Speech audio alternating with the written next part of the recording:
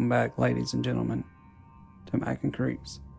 I will be reading from Chapter 1 of Book 2. This is a continuation of my life experiences. The first title covered my life from childhood to becoming an adult.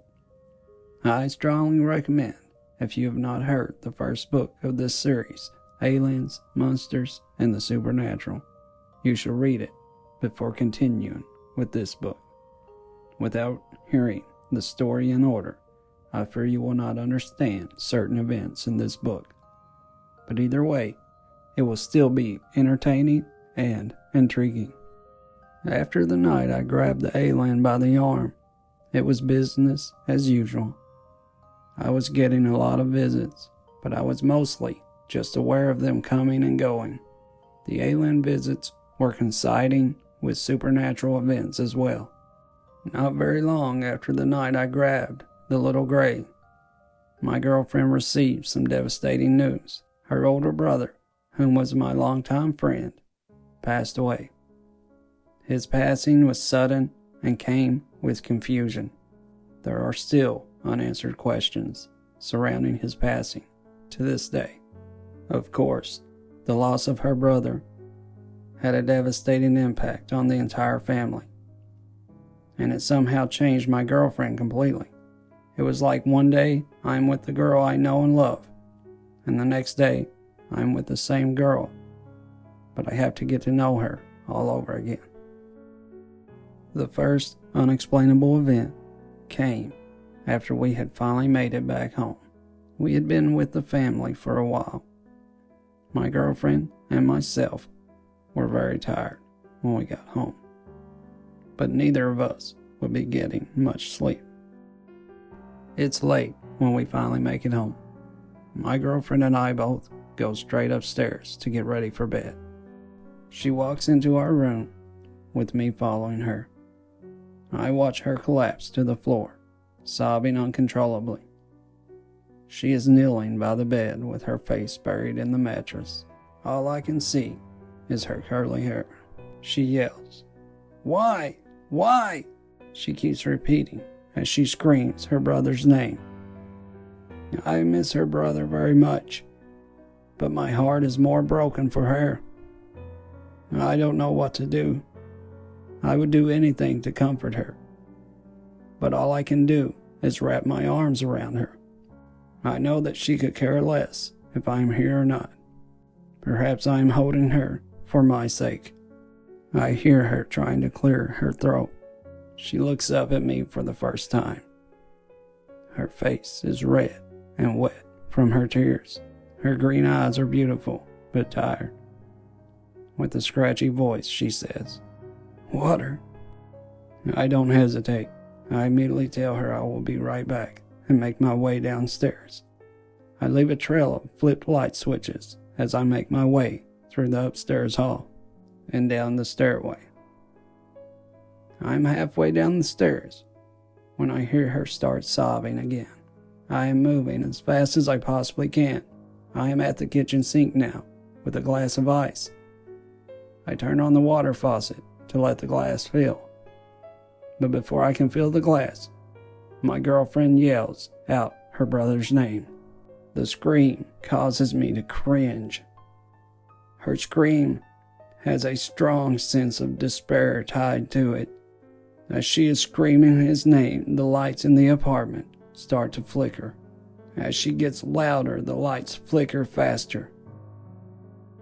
When she has reached the peak of her scream, all the lights in our apartment go out and silence fills the darkness. I drop the glass in the sink and run to the bottom of the stairs. I yell my girlfriend's name up the stairs. "Hey!" She doesn't respond.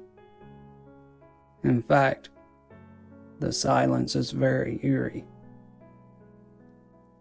I look out the window at the bottom of the stairs. All the lights in the complex are still on. The lights in our apartment are the only ones that are out. With the apartment completely blacked out, I reach through the darkness and find the stair rail. I make my way up the stairs to her. I get to the top of the stairs and turn the corner. The lights are still out, but I see my girlfriend. I see her because she is luminescent. She is knelt at our bed with a white glow coming off of her. I walk into the room and say her name with a terrified tone. Honey. Before I can comprehend the situation, all the lights come back on, and her glow disappears with the light. She is very quiet now. I hear the water running downstairs. So I make my way back down to the running faucet. As I do, I explain to her that all of our lights just went out, and I left the water running downstairs. I never told anyone what I saw that night. My girlfriend already thought I was weird, and she never believed anything I told her. So there was no way I was going to tell her something that possibly involved her late brother. But years later, something would happen that I felt comfortable enough to tell her. Alright, ladies and gentlemen, so this is a very touchy subject. My brother-in-law, I'm going to talk about this because there needs to be some awareness of this. I know that in my life, I have been close to several people who have taken their own life. Now, when roughly 3 years ago, roughly about 4 years ago, I, for the first time, understood what people felt who took their own lives. And here's the only thing that I have discovered about people who take their own life. In order to take your own life, you have to be incredibly selfish. Just incredibly. Because, I remember when I got to this point, and, I still get to that point a lot.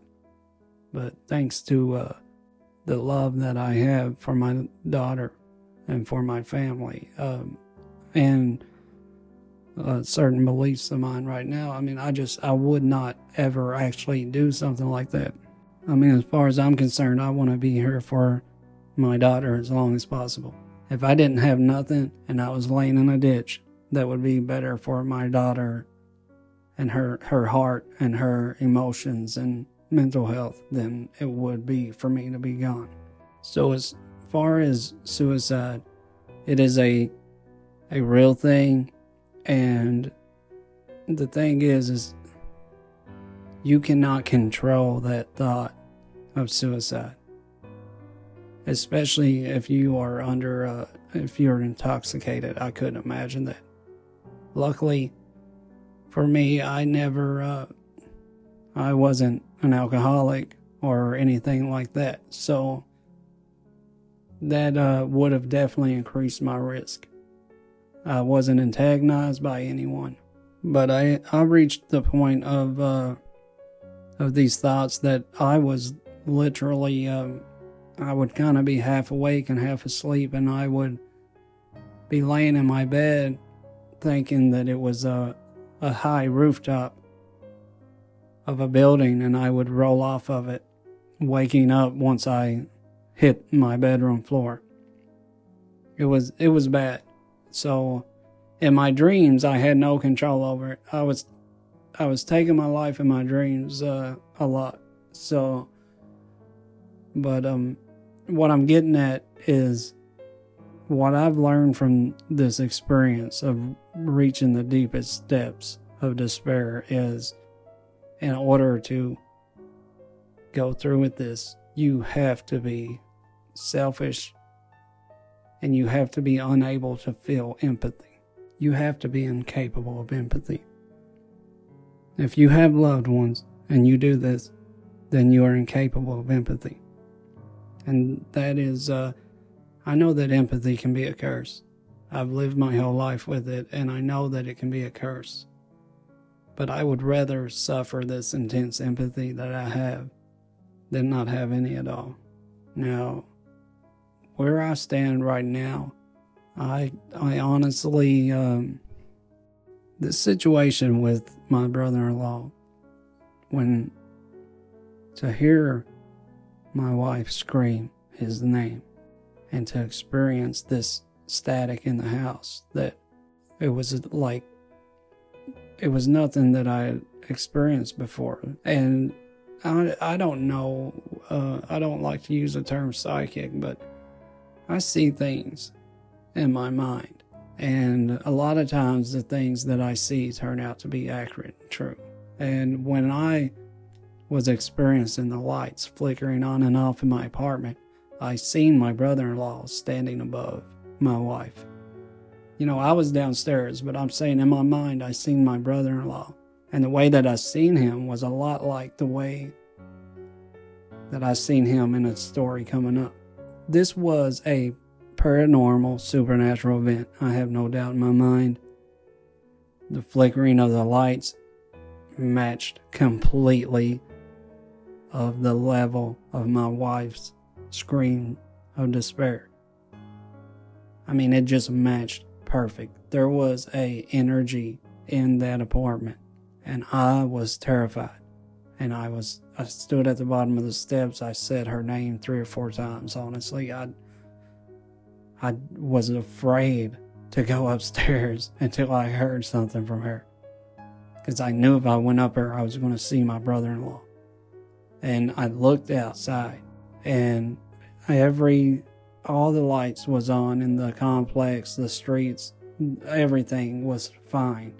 I remember this because I seen in the reflection of a car outside that the other apartments next to ours, the lights through the windows was on. The other apartment's lights was on. I seen through the reflection of a parked car. But our apartment was completely pitch black. And the only sound in the apartment was the water running. But I didn't register the sound of the water running until I had gotten back upstairs and I snapped out of whatever eerie trance I was in. But at the same time, this occurrence with my wife glowing, leaning on the bed, glowing, this occurrence was, if you take into account what I've been told by these entities, there is some kind of spherical aura around me that allows paranormal to happen and take place. Entities see my moth light and they come towards it, and they can use that glow around me as a portal to come and go. All I can say to anyone who is struggling with these thoughts of taking your own life, I've been there. I know that it is overwhelming. It is an overwhelming feeling. But all I can say is think about those around you. Because if you really done this, you would just be doing it for spite. You'd be doing it to hurt people around you. Because people love you. Other people have lives too. And just because they're living their life does not mean they don't love you. Do something with your life. Go have fun. Quit chasing the rat race. If you're having these feelings, just do something different with your life. Life is a beautiful gift. Thanks, ladies and gentlemen, for listening. I have no kind of professional experience with suicide or anything like that. I was, I'm not even going to say that, what I was in the military. But I'm just going to say that I have no kind of professional experience with this. If you have any problems with suicidal thoughts, you should seek professional help. Ladies and gentlemen, you've been listening to Mac and Creeps. Aliens, monsters, and the supernatural. A true story of a terrorized life. Don't forget to like, share, and subscribe, everyone. If you or someone you know is struggling with suicidal thoughts, here's a number on the screen for you to call to get help.